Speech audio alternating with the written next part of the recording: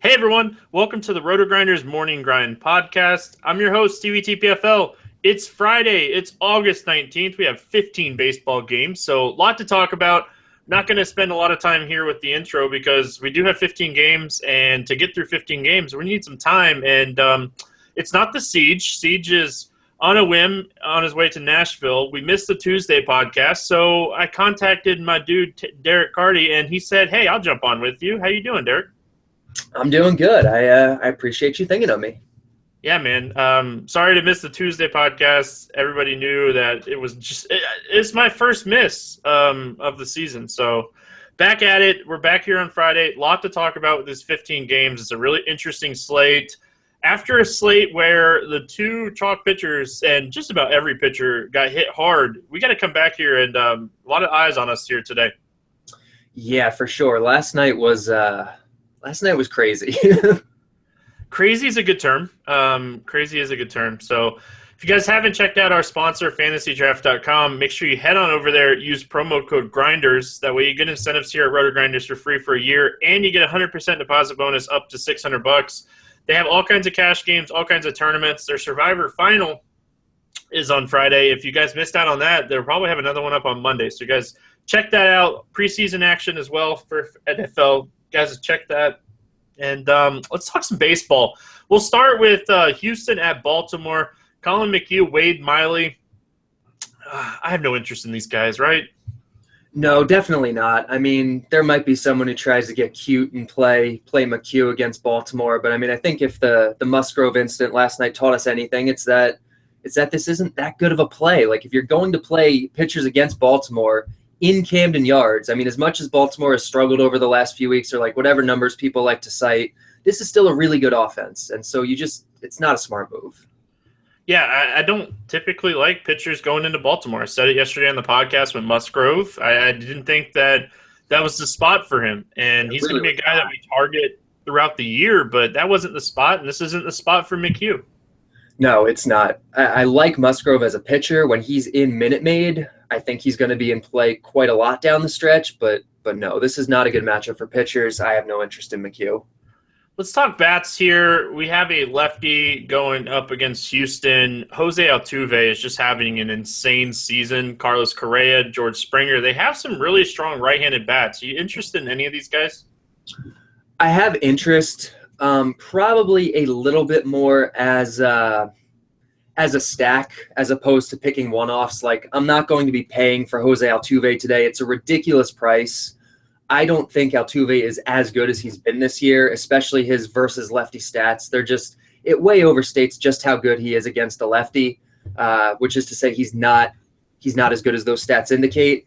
And Miley is one of the best pitchers in baseball at preventing steals, so it's going to cut into the value of a guy like Altuve or Springer or Correa, who derive some of their value from running. Yeah, I definitely think his stats are inflated, but I don't know, man. This guy is having an insane season. I'm not going to pay that price for him either. With that being said, I'm not going to leave him out of my Houston stack either. Oh, no, definitely not. If you're doing a Houston stack, he has to be a part of it. I'm just saying that the price is too high for this matchup, and I think people overestimate just how good he is against a lefty. Now, yeah, and you mentioned Wade Miley, tough to steal bags off of. Springer, all these guys are priced so high that I feel like you're stacking Houston here. What's your thoughts on Marwin Gonzalez and Bregman, being cheaper options here?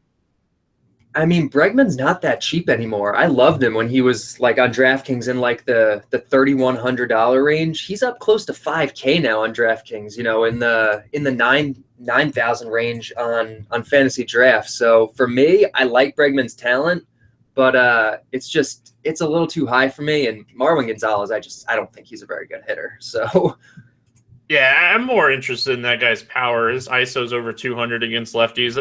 I think he's an interesting option, but if I'm stacking here, I'd probably play Bregman over Marwin Gonzalez because especially on FanDuel where you got to play Gonzalez at first base, I'm definitely going to be looking there. Now, looking at Baltimore against McHugh, we don't love McHugh, but are we really going to go out of our way to pick on him here?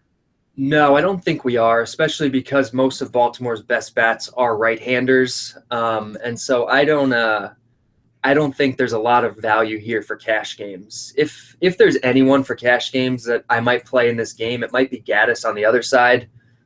He's reasonably ish priced, I guess, and him against a lefty in a good power park is nice. I mean, this is one of those games where like you don't want the pitchers, you like the hitters, but you don't love them enough to pay up for. Now, in a tournament, I think both these teams are stackable. I really do. It could be even a decent game stack. I have interest in Trumbo in tournaments here. He's 8,400 on Fantasy Draft. He has power, and this is a good ballpark for him. So I have interest in Trumbo and Machado, but I like Trumbo's price more. Yeah, Trumbo's well priced. I can definitely see him as a tournament play. There's always going to be power upside in this type of matchup for him. Miami at Pittsburgh, Garrett Cole, Tom Kohler. Tom Kohler, man, this guy's been pitching really well. He has, but I don't know. I don't think I'm buying it. He's a guy who I kind of expected him to turn a corner for like years. Like I loved his curveball.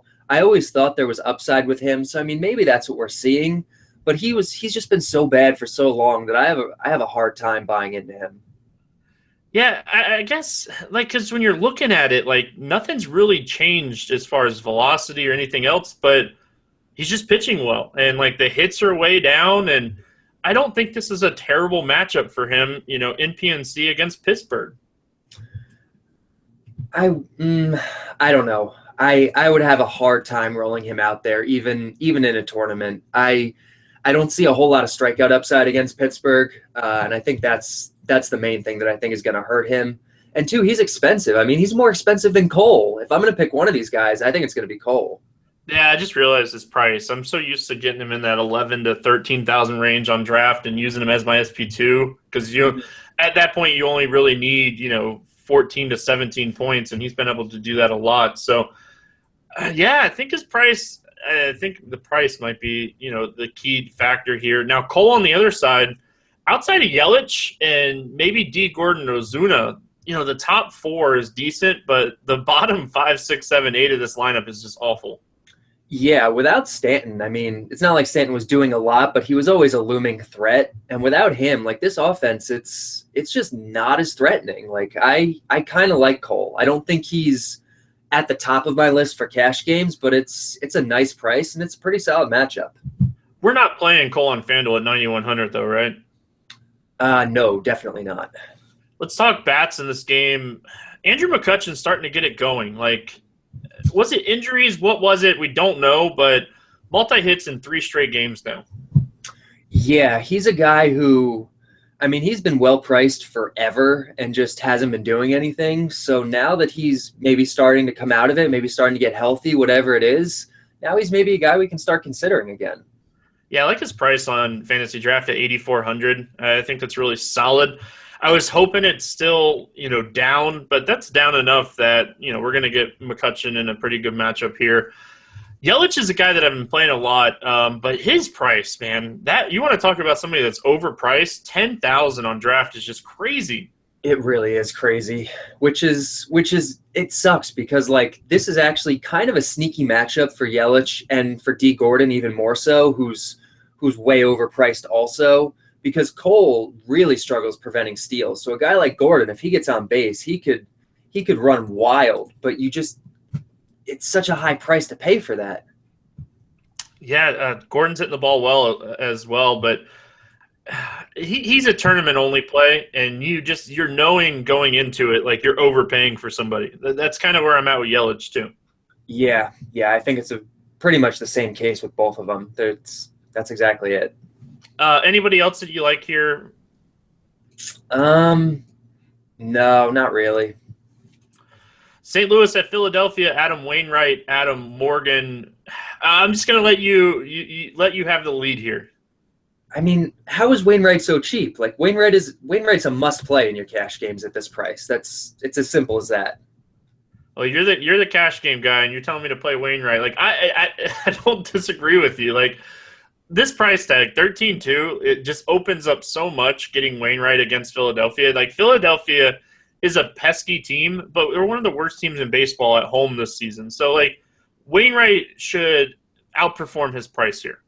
Yeah, I mean, I don't even know why he's so cheap. Like, I think it has to do. I mean, his last two starts, he got roughed up a lot. I think he gave up like 6 runs in both of them, but one of them was in Wrigley against the Cubs with double-digit wins, blowing out to center field. So, like, I think he gets a little bit of a pass for that. I'm not a big Wainwright fan in general, but against the Phillies and against Adam Morgan, who should just get destroyed. I mean, I don't see how you don't play him at this price. There's just too much value there. Yeah, I'm with you. Like you've sold me. Maybe you'll sell the listeners as well, but I'm with you. He's just too cheap. I'm not going to play him on FanDuel. Like 8,500, I'm not playing him. But on DraftKings and Draft, like it's hard not to play him on a two-pitcher site with his price being so down. Absolutely. Yeah, and if you want to be really contrarian in tournaments, stack Philly on those sites because he's going to be extremely highly owned. Yes, for sure. We have no interest in Morgan. Let's talk bats here. Anybody stand out to you here against Adam Morgan? It's tough because like even if you wanted to stack St. Louis, they don't make it easy on you because Matt Carpenter is going to be lefty on lefty leading off. Brandon Moss is probably going to be hitting third or fourth. So I mean, I like some of the righties as one-offs, but they're a little expensive. Piscotty's really expensive. Even a guy like Tommy Pham, who occasionally will bat high in the order, his price is way up there. Maybe a guy like Jed Jerko or Johnny Peralta, but it's kind of I mean, it's always the case with St. Louis where you can't really know until the lineup comes out, but it's not like there's a ton of prices that are jumping out to me as really like extreme values. So the other day I was writing an article and I was shocked by something. I kind of want to see how you react to this. If I told you somebody on the Cardinals has a 344 ISO against righties and a .077 ISO against lefties, who do you think it would be? I would think it's Piscotty because people seem to get all in a tizzy about his numbers against lefties. So that would be my guess. Would it shock you if it's Jerko? I guess it wouldn't. Like I was doing the article and I tweeted about this the other day. I was just so shocked that he's been so bad against lefties this season. Oh, sorry, I had it reversed. So he's been bad against lefties. Yeah, .077 ISO against lefties, 344 ISO against righties. Okay, so that absolutely does shock me. Yeah, I was like, me too, man. Like it shocked me so much that I tweeted about it. I've been playing Jerko against lefties all season, and I guess I've been mistaken. Like, it's still one season sample sizes, but, like, it's definitely something to note because now we're getting to the top where he's over 100 at-bats against lefties this season. He's batting .231 against them. So here's the way I interpret that. So I think it's definitely something to note, something that's going to be in the back of your mind and that you're worried about. But because the sample is so small, like, I would definitely expect Jerko to be much better against lefties than righties. And so if maybe people are looking at that and fading Jerko today, maybe his ownership is low in a matchup that I think is really good for him. Yeah, solid matchup. When we're looking at 2-3 year data, the numbers go up. So, my model factors in 2-3 years worth of, data as far as hitters go. I don't like 1 year sample sizes, but I was a little shocked by that. All right, Piscotty, you mentioned Piscotty. He's priced up here, but I think he's a terrific tournament play. He's one of my favorite tournament plays on the slate. I think it's an excellent matchup for him. Outside of him, man, though, I'm tough. I'm having a tough time trying to find that St. Louis guy that I want. Tommy Pham on FanDuel at 2,400. If he's up towards the top of the lineup, I guess he's in play there. Yeah, that's a nice price for him on DraftKings and Draft, where he's just well more than that. Like he's probably a little too expensive. That'll tell you something too. That DraftKings algorithm. Anybody here against Wainwright that you would like? Not really. I mean, no, I don't see a whole lot. No, sorry. Like I said, the only way I'm playing Philly here is if I'm playing them as a stack and I'm just hoping they beat the best pitcher or the highest owned pitcher on DraftKings and Draft. Yeah, I think that's the way to approach it. A game that I like a lot, Los Angeles Dodgers at Cincinnati, Bud Norris, Tim Adelman. I'm going to have so many Dodgers stacks today that I should buy Dodger gear. I am not going to fault you for that at all. I'm actually kind of surprised because Maybe I'm wrong, but I'm assuming that these guys are going to be high owned. I haven't seen the Vegas lines yet, but even though we have Coors in play today, I like the Dodgers better than either team in Coors. Like the Dodgers are far and away the best team in my mind today. They're my favorite stack, and it's not close. Like, obviously Coors always in play. It's Coors Field. Anything can happen in Coors Field. The ball flies, whatever, yada, yada, yada. We're looking at a game that's going to be in the mid-80s with a lot of humidity at Cincinnati's small ballpark with a team that's starting to warm up overall and a catcher in Yasmani Grandal. I talk about him every day. He is just ridiculously hot since July 1st. He's ridiculously good. I mean, and finally. And you put that team, and they have so many good lefties against just a terrible righty, a terrible bullpen in those conditions that you mentioned. Like this is ideal right here. Oh yeah. Do you have any interest in Bud Norris coming off the DL here? I haven't heard anything about it as far as limitations go. It was a back injury. Yeah. So, I would have interest in him if he was going to have a normal workload. And I looked it up before this, and I forget what it was. I think it was what did he throw in his rehab start? I think like 70 pitches or something. So he's probably going to be restricted to like 85-ish, I would guess, which is probably going to take him out of consideration a little bit. Yeah, I don't know. I'm so on the fence about guys coming off the DL. Like, some guys I'll play, some guys I don't. But Bud Norris is so cheap. I feel like he's a trap. We can just get Wainwright for an extra couple thousand, and I feel like it's a better spot. I completely agree. The Wainwright spot is a much better one. I like the Norris spot. I do. There's definitely some downside. Like you said, it's a good park. It's hot. It's humid. But it is a good park for strikeouts. It's a weak Reds team. So I like the matchup for Norris, but I think the pitch count restriction is just going to eliminate any chance of him being cash game viable. You like every Dodgers pitcher, any ballpark, any pitcher, you're always in for the Dodgers. So, I just wanted to throw that asterisk out there. Listen, Ross Stripling outperformed Jose Fernandez last night, so yeah. Yeah, I won't say anything else. Dodgers bats, like everybody, right? Everybody. The top 8 are in play here. Yeah, they really are. I mean, on DraftKings and Draft, you're probably going to have to pick your spots a little bit. Like, you're not going to be paying up, $5,400 on DraftKings for Adrian Gonzalez. But a guy like Corey Seager, you're definitely going to want to pay for. Josh Reddick, he's so well priced. I don't see how you don't play him here, but he's been so bad lately. Like, if he doesn't do anything tonight, I think that's kind of going to be my cue to be like, okay, I'm off Reddick until he actually does something. That's funny. I said he was a fantasy draft play yesterday. He's the first fantasy draft play again today. I'm going back to the well. Like 8K on draft. Meat of the order. A lot of RBI potential. A lot of run potential. Like, I'm going to have a tough time not playing Reddick here at 8K. That's exactly it. The price is just too low to pass up in a matchup this good. So, as much as you kind of are going to cringe at it a little bit, I think you have to play him. If you're not playing Grandal on FanDuel, like, you're just doing it wrong. Like, why is he so cheap still? Like, they're drunk on Grandal. I don't get it, but like you said, he's a must-play on FanDuel. Looking at the Reds here, Joey Votto, I think he's in play. What are your thoughts on Billy Hamilton?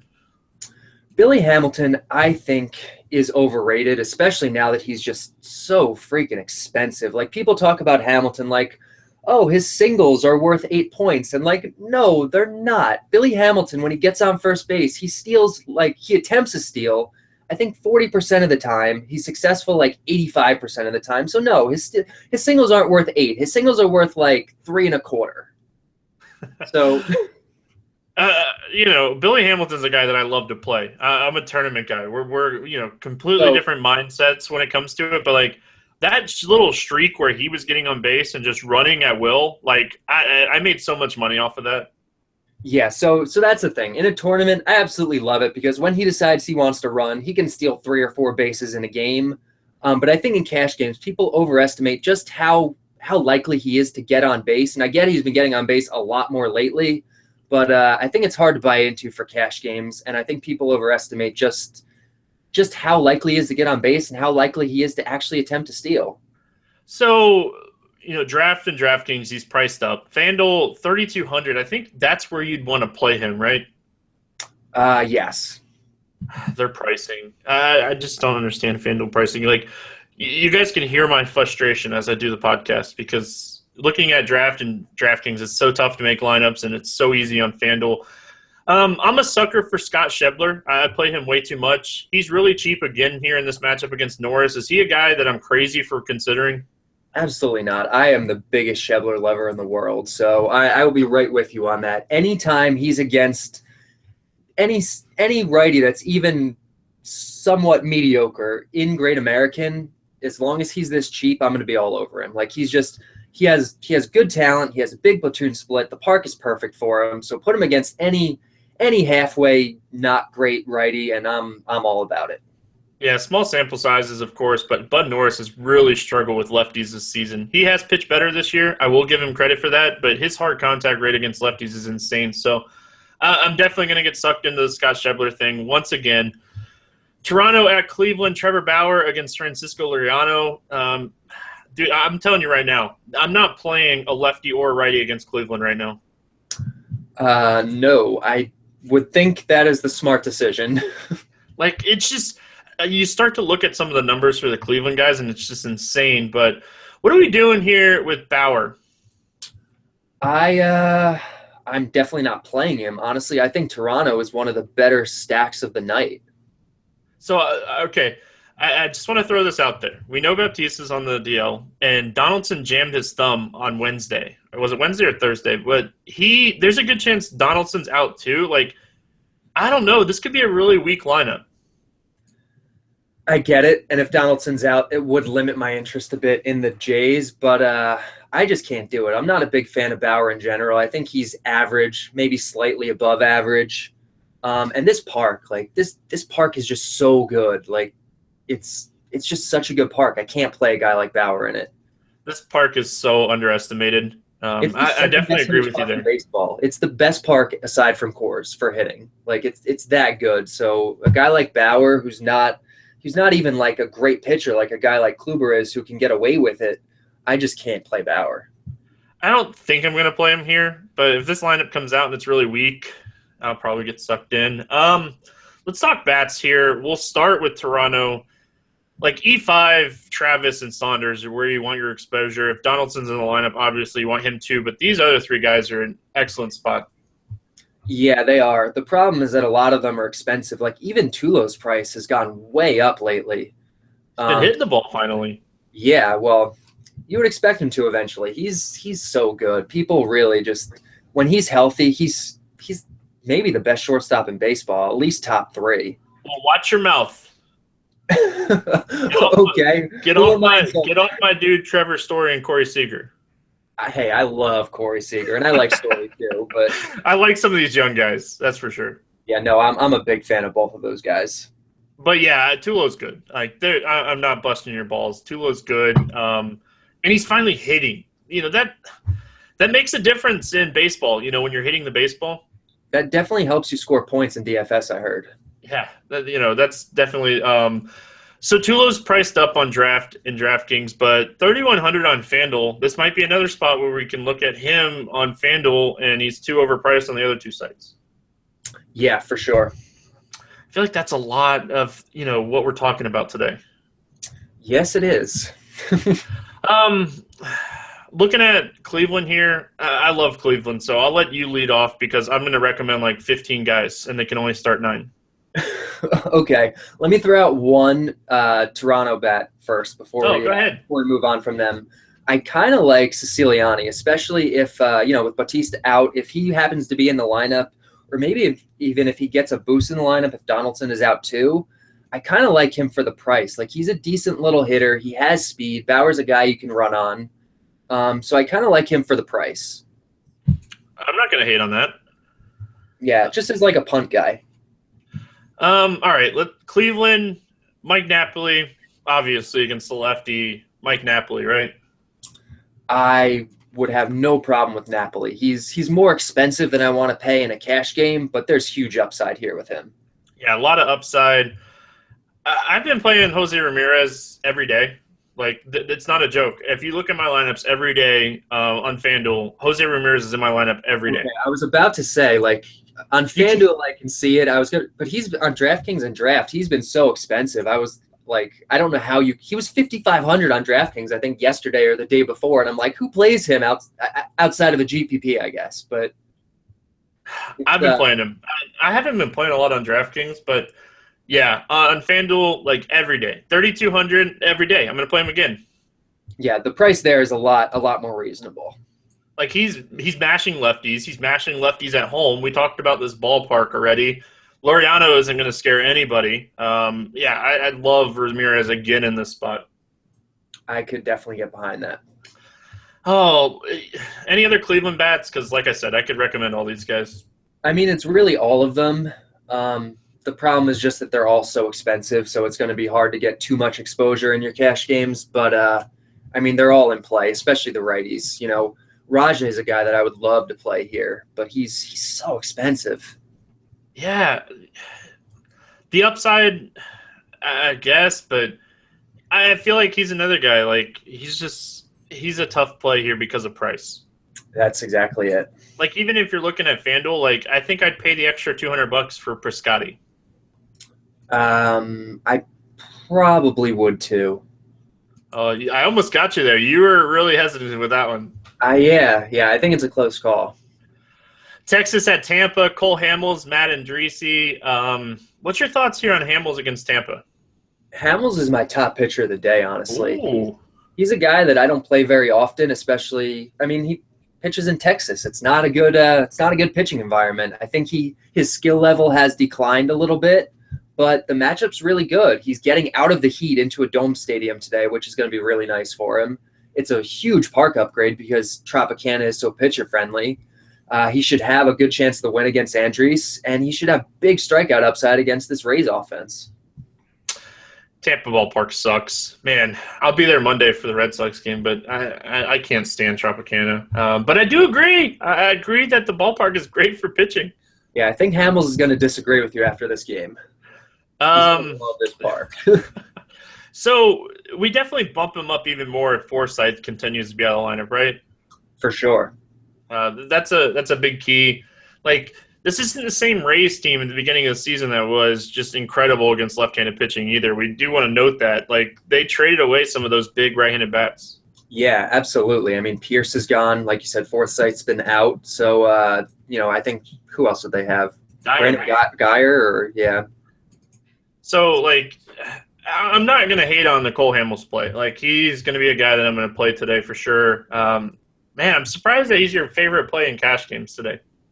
Yeah, I mean, there's some other aces going. I mean, Johnny Cueto is going to be a great play, I think, but I love the matchup here.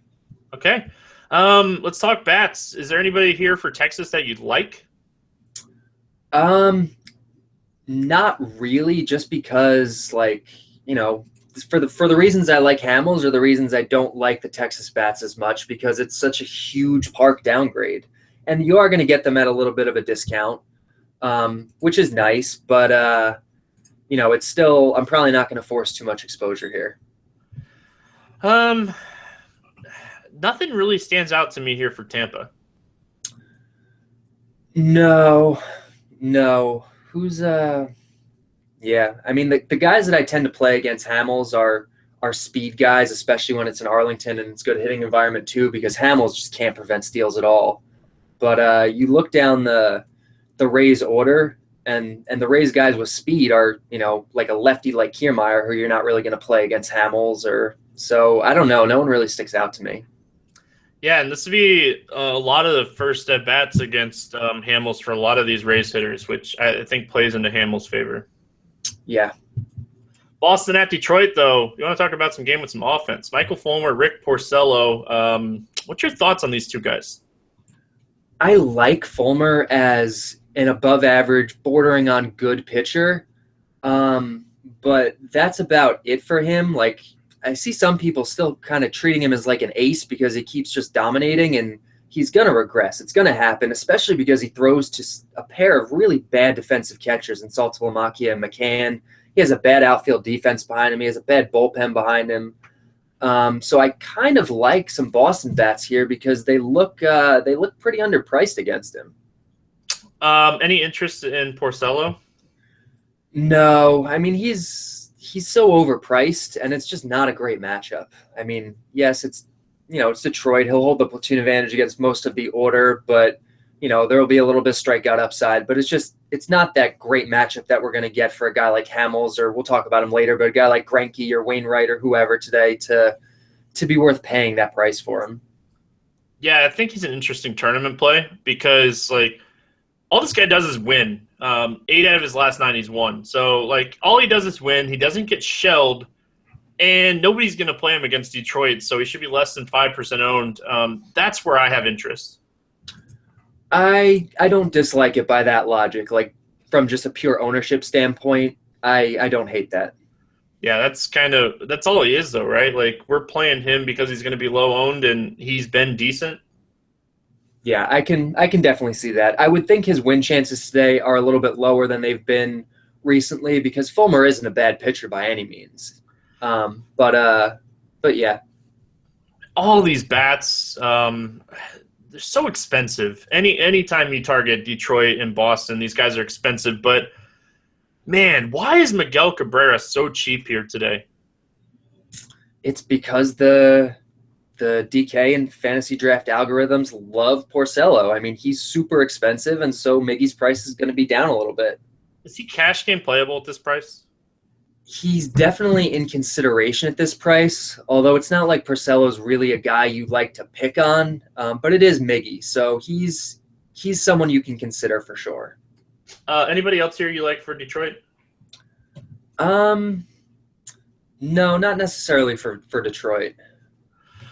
Looking at the Boston side of things, you get some discounted guys here outside of Ortiz and Betts, who usually are our favorite targets. Yeah, I mean, so I like Ortiz under 5K, but the two guys whose prices really stick out to me, Dustin Pedroia is 3,300 on DraftKings. He is 6,600 on Fantasy Draft, and that's just really cheap for their leadoff hitter who is going to set the table for this offense.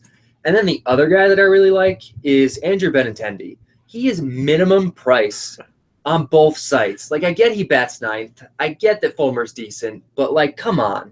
He's going to have the platoon advantage. He's in a pretty decent park. I don't know. That's just way too cheap for me. He's the best punt of the day in my mind. You know that I've been recommending this guy ever since he got called up, right? Well, great minds think alike. We talked about it the other day on the podcast. Me and Siege are probably the only people that follow the Red Sox farm system, but this guy's legit. Oh, this guy's legit. I love his skills. If they were to move him up in the order and not bury him, he'd be cash game viable a lot. Well, we're just seeing they want a second leadoff guy. That's what they're hitting a knife for, right? Yeah, I would have to think maybe that's part of it, or maybe they don't want to put too much pressure on him because he's young, or whatever it is. But I mean, even hitting ninth today, it's just the value is there. One other name that I want to mention here is Sandy Leon. You want to talk about a guy that's hitting the ball well right now, and his price on DraftKings, where you have to play a catcher, I'm really interested. I hate Sandy Leon. I know you do. That's why I had to recommend him. Yeah, we're definitely on opposite sides of the fence here. 2,700 on DraftKings today, though. He would need to be minimum price for me. He's been really good this year. I get it, but it's just come out of nowhere. He wasn't even a bad hitter before this year. He was an awful hitter before this year. So I have such a hard time buying into a guy like that because where is this coming from? I don't get it with him. He's juicing. Who cares? Double digits in 6 of his last 7 games. I have interest. I even have interest on Fantasy Draft at 5,400. But before we move on, second Fantasy Draft play, you kind of already touched on him, so I really don't have to talk about him that much. But Dustin Pedroia, 6,600 on draft today. He's a guy you want to target in cash, and he's on the road here, so that even gives him more of a potential to pick up that 4th, maybe 5th at bat, and you get 5 at bats out of a guy this cheap. It's just he's going to score fantasy points. Yeah, he really is. I don't understand why the price is so low, but he's a guy that I'm almost guaranteed to be playing. Washington at Atlanta, Tanner Roark, Julio Teheran. Teheran coming off the DL. Any interest here in him? Yeah, I want to check out what his pitch count situation is going to be like, but I don't completely hate him as a tournament play here, especially because the price is kind of nice. Yeah, it was seven. I think it was 73 pitches is what he threw on Sunday. Okay, so then we're probably looking at about 90 today, which isn't ideal. Yeah, I don't think I'm going to target him here against just a Washington Nationals team that has gotten the figured out right now.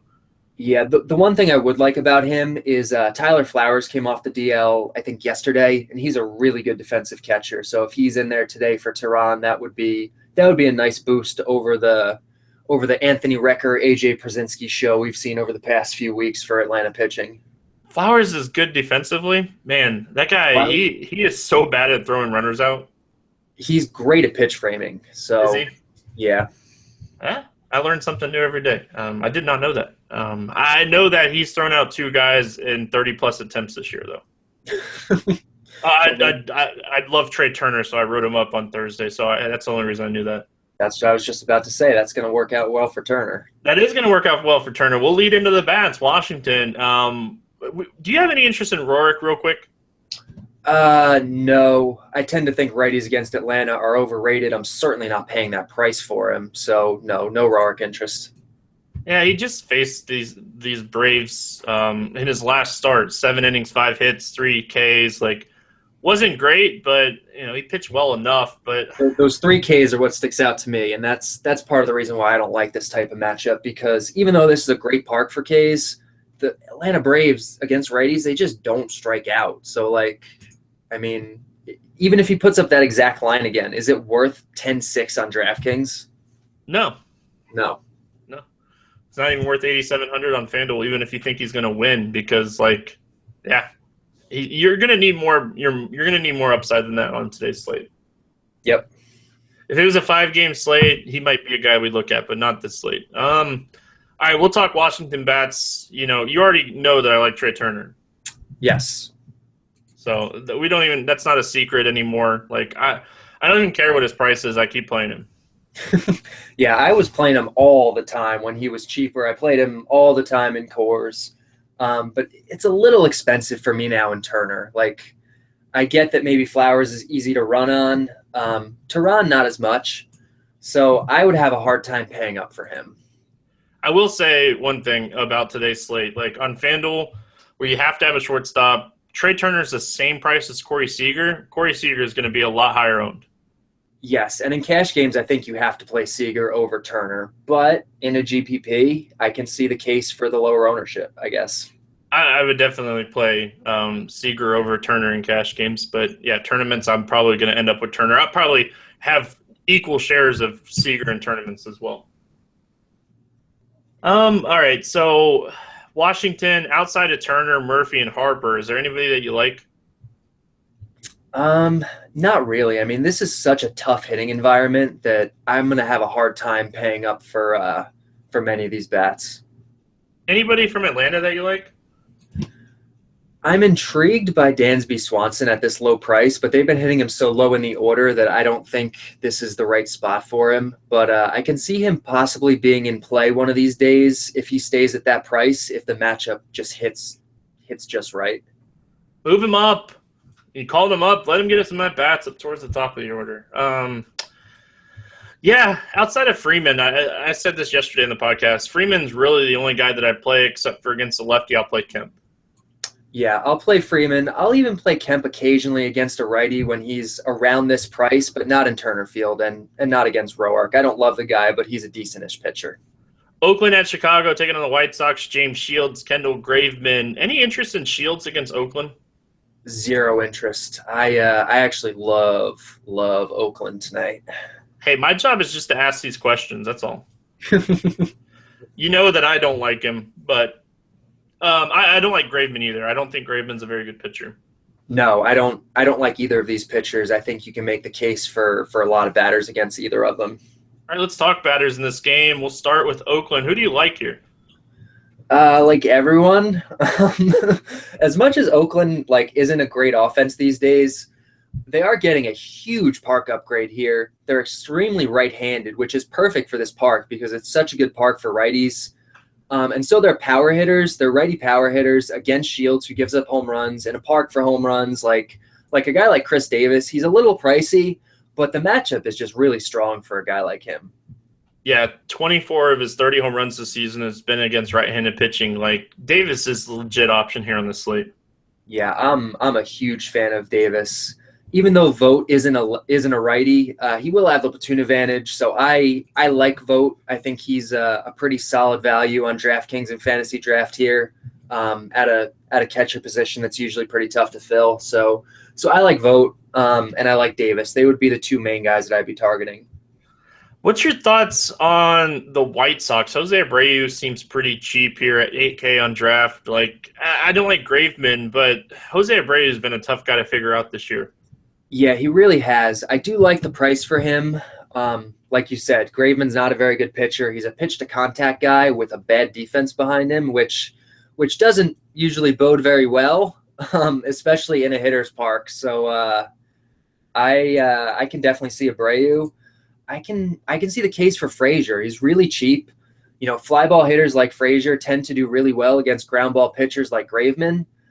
So I like the power upside here for Frazier. I think Frazier's in an excellent spot here. Like you mentioned, Graveman, a pitch-to-contact guy. Like, when we have Frazier against pitch-to-contact guys, those are usually the type of matchups that I'll target Frazier. Yeah. Actually, hold on. I have a question for you because I was floored by this the other day. What do you think Todd Frazier's strikeout rate is, if you were going to guess? If I had to guess, 21%. Oh, wow. Good for you. Did I guess it? No, 24%, which is barely above average. But like a guy like Frazier, I would have thought was well over 30%. It seems like he's striking out all the time, and it's not the case. Yeah, random guess. I didn't think he struck out that much, and you kind of led into it, so I kind of figured that it was low. Mm-hmm. I played my odds there. Yeah, that doesn't actually shock me that much. The 208 average definitely that shocks me. Yeah, but having a 208 average without striking out an obscene amount of time, it's just he's in an island all by himself with that type of thing. Any other bats that you like here? I could see the case for Valencia. That would probably be about it. Unless maybe, we happen to see, for whatever reason, Marcus Semien is up batting first or second or something like that. But yeah, that would probably be it for me. They've been hitting him up towards the top of the order lately, though. Yeah, more often against lefties, but occasionally against a righty. So if we kind of luck into that today, I would be intrigued. Yeah, he had second against the righty the other day. Look for some value out of these lineups. This is a good matchup for both of these teams. I would say that any of these guys under 7K on draft that draw a good lineup spot could be a solid value play for you. For sure. All right, moving out. Minnesota at Kansas City. Edison Volquez against Jose Barreros. Any interest in either one of these guys? No. I hate pitchers in Kansas City, especially pitchers that aren't particularly good. I like Barrios' long-term upside, but right now I don't think he's definitely not in this matchup, no. It's early. We're recording the podcast the night before. A lot of weather concerns in this game. So I'm going to just roll out the pitchers right now where I'm seeing, for the first 4 hours of this game, 5 hours of this game, anywhere from 60 to 85% chance of rain. That is quite high. Bats in this game, though. Is there anybody from Minnesota that you like? Maybe. I could see the case for maybe a Jorge Polanco who's been hitting second for them lately. His price is going up a little bit, so maybe he's a little more expensive than you'd want. But really, if I'm taking anyone from these games, it's going to be value plays. So I don't know, maybe a Lorenzo Cain. He seems to be pretty well priced these days on DraftKings and Fantasy Draft. But that's kind of the way I would approach this game. I've been playing Eric Hosmer on draft almost every day in this Survivor. 7,200, you can play up to 5 first basemen with the utility spots. And he's just always a guy that gets you fantasy points. Yeah, I don't dislike him. He's he's a safe guy. He's not going to go off. He's not going to give you a ton of points, but I don't hate it. Yeah, he's kind of where I'm at. I like the Lorenzo Cain Brian Dozier, if you want a tournament second baseman, like he's had some power this season. For sure. He's a guy. I love his power. I like the Twins offense in general. I don't think this is the best spot for them, but as a tournament one-off, definitely. Yeah, if you want to know how good Dozier's been, just click his game log and look at all the double digits. Yeah.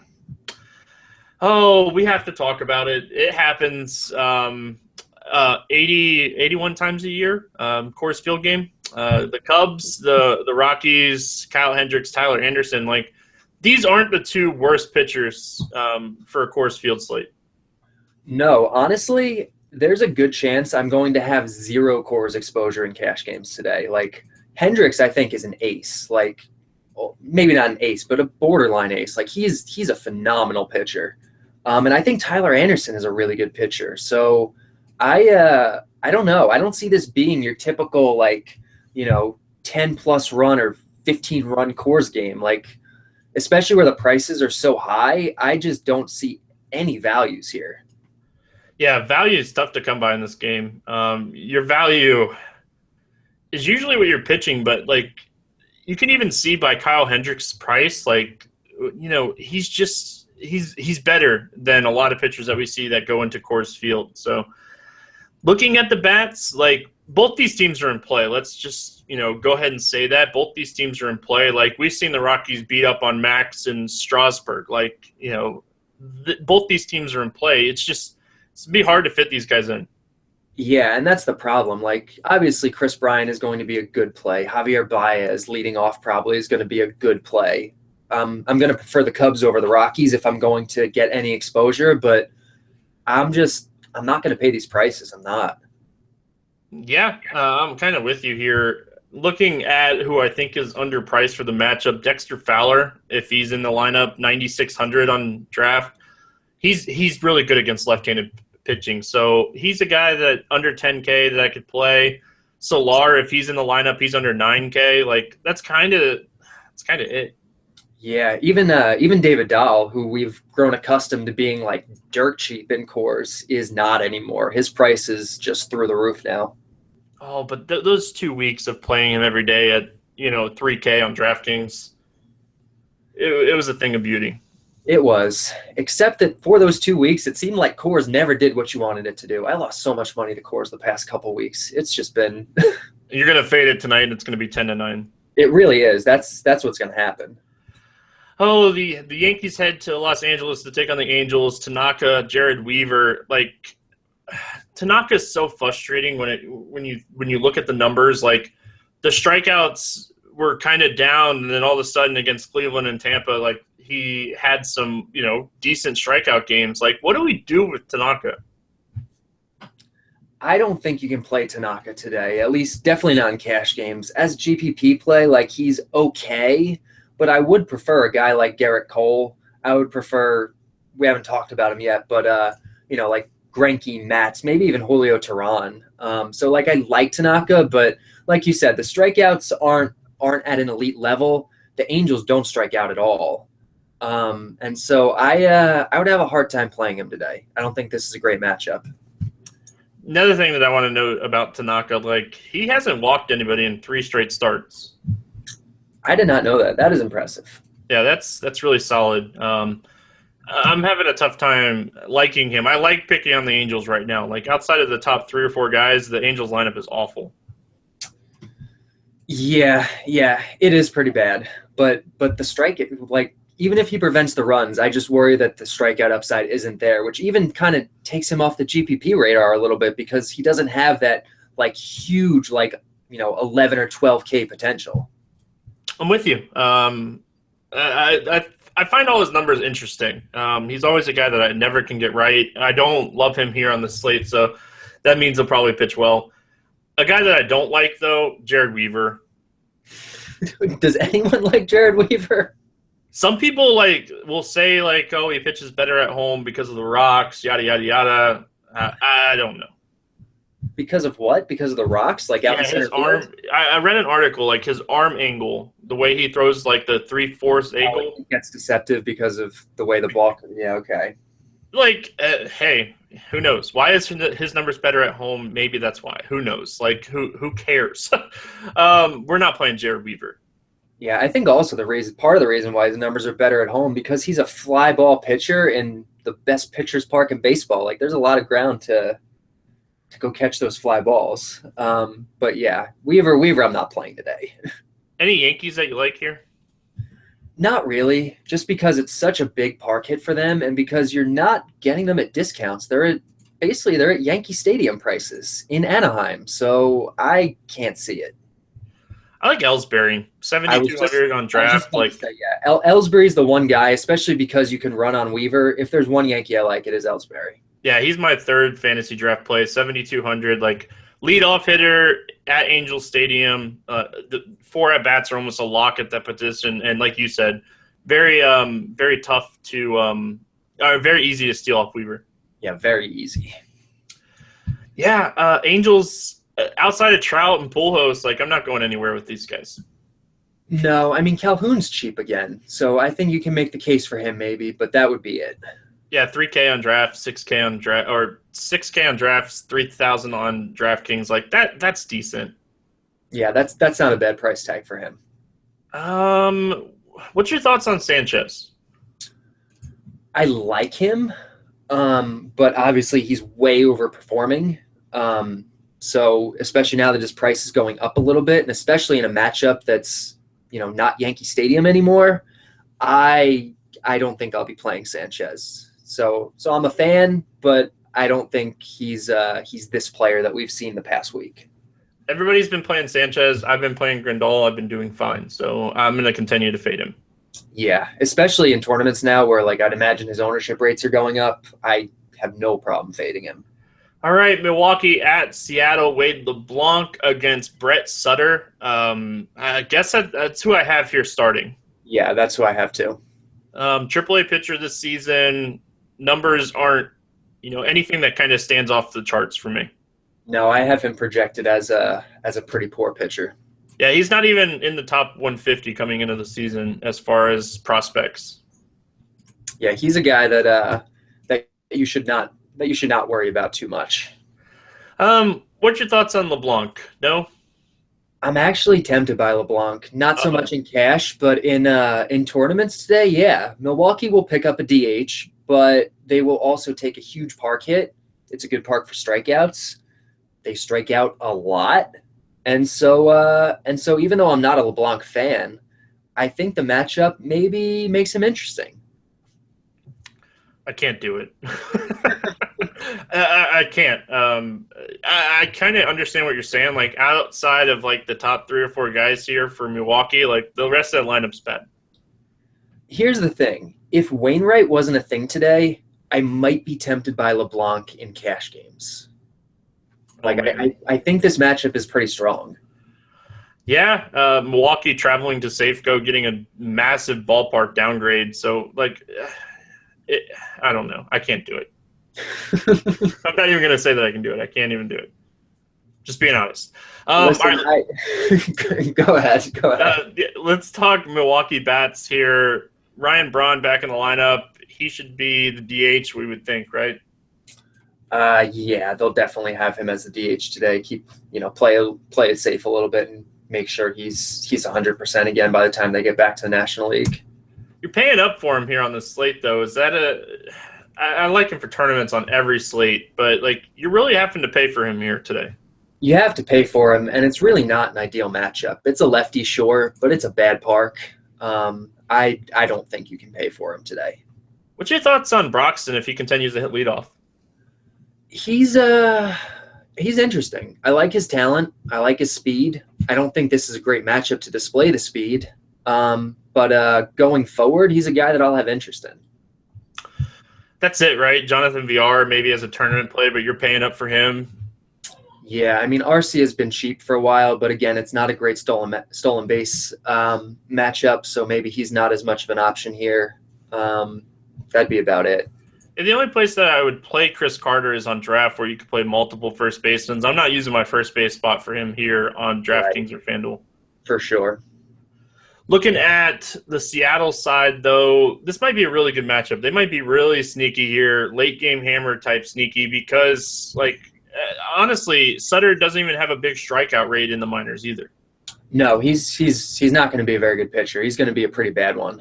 And they're not actually overly expensive against him. It's not a great hitting environment, but he's a bad pitcher. He has a bad bullpen behind him, so I think Seattle could be kind of a sneakier tournament snack. Yeah, I'm with you there. Nelson Cruz, 8,800 on draft, under 9K against a lefty. Love me some Nelson Cruz. Yeah, Cruz seems very underpriced today, so I like Cruz a lot. Yeah, you can get some pretty solid value when this lineup comes out. Just kind of see where everybody's hitting, because these guys aren't expensive here in this matchup. No, they're not. I would say, though, to cash game players, don't get tricked into like Franklin Gutierrez. He'll hit second. He has a really nice price against a lefty here.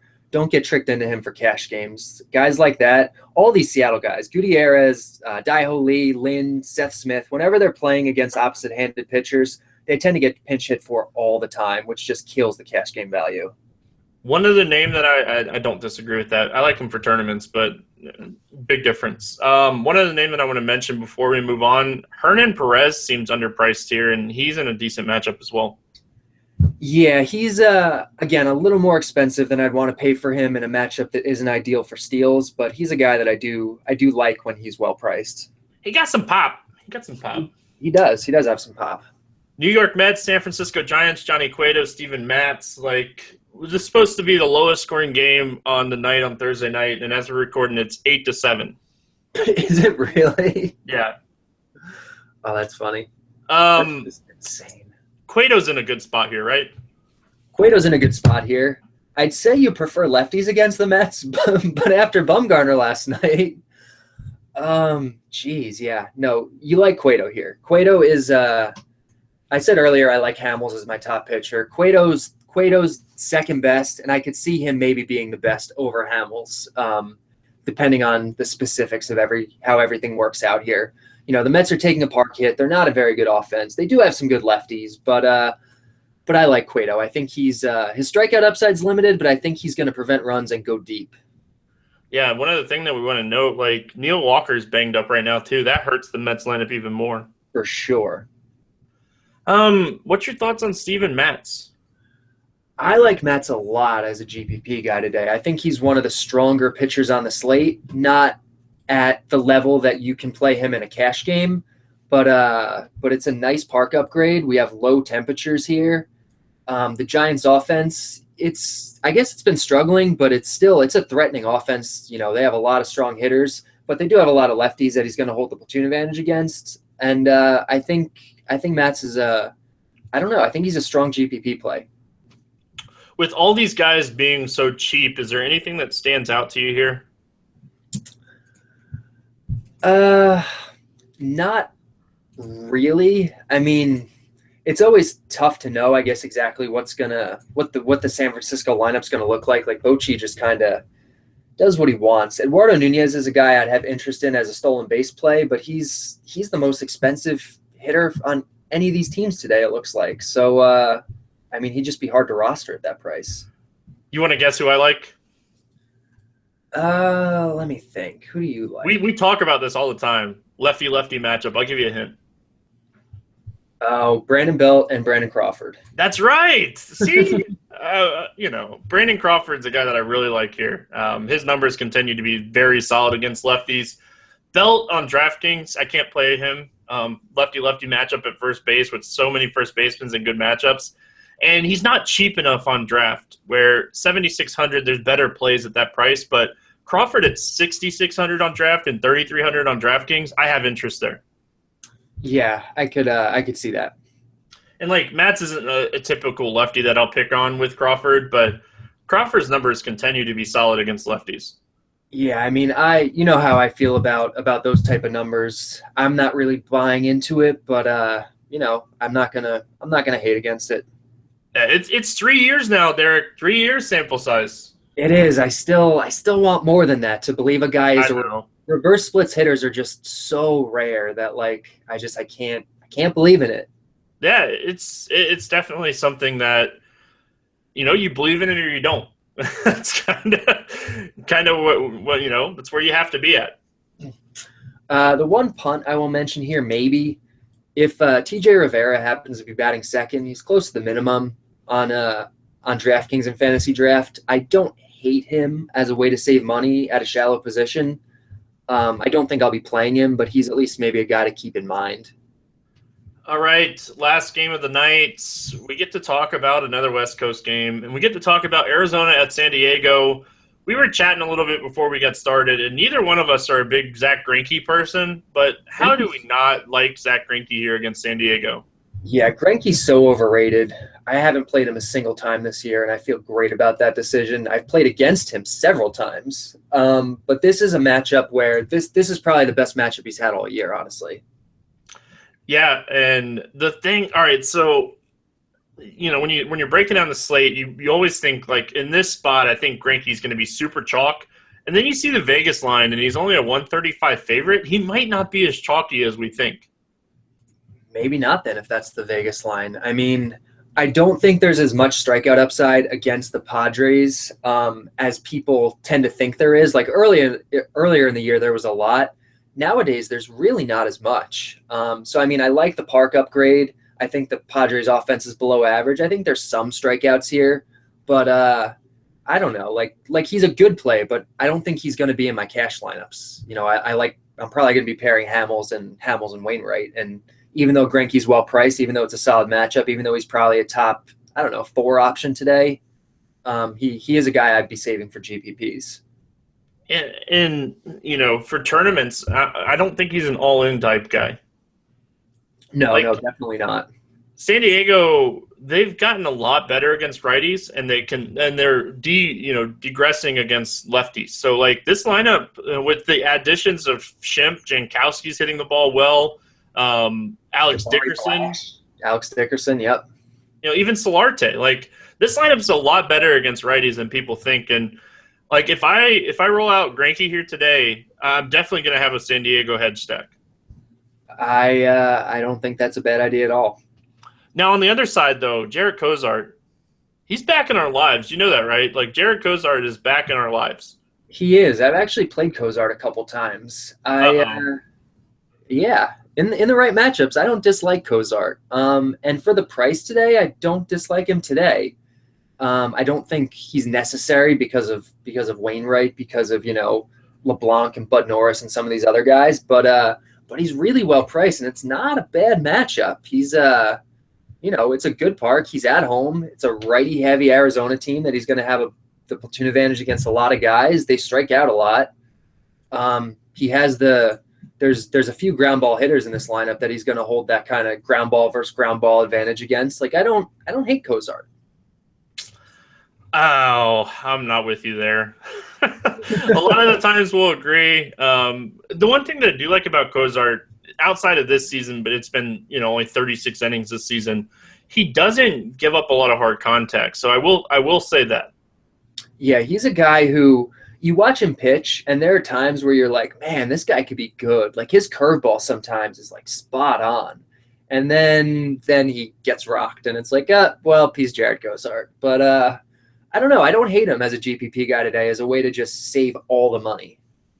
Yeah, I'm not on board. I'm really not. I think this game could be sneaky for runs because, like I said, we talked about the San Diego hedge stack. The Arizona stack is in play here too as well. Yeah, I don't hate an Arizona stack. I mean, obviously you prefer them in Chase Field, and I don't think Cozart is a horrible pitcher. So there would be quite a few other teams I would pick before an Arizona stack, but I don't hate it, I guess. Yasmani Tomas, Goldschmidt, Segura, Jake Lamb, Wellington Castillo. That's where I'm going here with Arizona. I mean, if you're going with Arizona, I think those are your guys. Yeah, I think you're right about that. And we talked about the San Diego guys, Ryan Schimpf, Dickerson, Will Myers. Like, this could be a little sneaky hedge stack. It definitely could be. I mean, there's some legitimately like quality hitters in this San Diego offense these days. Like my Ryan Schimpf love is well documented. Dickerson and Myers are obviously really good too, and Jabari Blash is like one of my new faves. Not necessarily against righties and not necessarily in Petco, but I don't know. I'm a big Blash fan. That's interesting, for sure. It's going to wrap it up here for the game-by-game breakdown, but we have Coors Field. I let you have a Coors Field guy the last time we did a podcast. It's not happening again. You can't have Coors Field. We're going to play some home run derby. Nobody from Coors Field. And I'll let you I'm definitely not taking any Coors Field today anyway. That was so funny because someone called me out on it, and I'm like, oh, shoot, I completely forgot that was a rule. I forgot, too, and I host this thing every day. All right, so this is interesting. There's some quality options here. Okay, so I'm going to go with Chris Davis with a K as my first pick. I love that call. He's a guy that I had written down. I love that call. I'd be way too chalky to say Grandal for the second straight day, but I'm going to say Jock Jams is going to yak one out of here in Cincinnati. I like him, and I like Yasmani today for that. I'm going to go with Nelson Cruz. Oh, the boomstick. See, I like that. Playing him against the lefty. I think we're starting to get on board here. Oh, yes. Oh, man. There's so many places I can go. I'm going to go to Safeco. I'm going to say Braun. Wow, okay. Against Wade LeBlanc. I mean, this guy's a stud, right? No, he's not. No, he's really not. All right, so all right, I'm going to go with a safe call as my official one with David Ortiz, but I will say I like Jed Jerko's chances today, especially when I hear that he has like those terrible versus lefty splits this year. Like I'm definitely not buying into those. I think Jerko has a chance of knocking one out today, a really good chance. Oh, my last one. Man, you took Chris Davis. That's who I wanted to be like my finale guy. First pick for me. Chris Davis is a stud today. I don't know where I want to go with this pick. Honestly, you took the guy that I wanted. I want to go against Shields, but Chris Davis has the best chance against Shields. I'll go West Coast again, and it's crazy. I'm taking two guys from the West Coast games. I'm going to go Yasmani Tomas. Interesting. Okay. We mentioned Cozart, and I think that we could have a sneaky right-handed play against him. Well, I don't know. I'm not a big Tomas fan, especially in this matchup, but I will give you some credit if he knocks one out tonight. All right, that's going to do it for that. Pitchers today. Pitchers to pick up wins. We only have one guy over 10K on FanDuel that we're going to eliminate. It's Johnny Cueto, and I don't even think he's like locked in for a win today against Mats. No. So if you had to pick a pitcher, doesn't have to get the most fantasy points, but you think he's going to win, who would you have? Honestly, I think it's Adam Wainwright. All right, I can definitely get behind that. I'm going to go with your man. I'm going to go Cole Hamels. That would have been my second pick. I like that. Yeah, a little chalky, I know, but before we go, if you had to guess who the biggest favorite is on the slate, who do you think it would be? Like in terms of Vegas or Vegas? Because the lines, I just happened to look at the lines before we got out.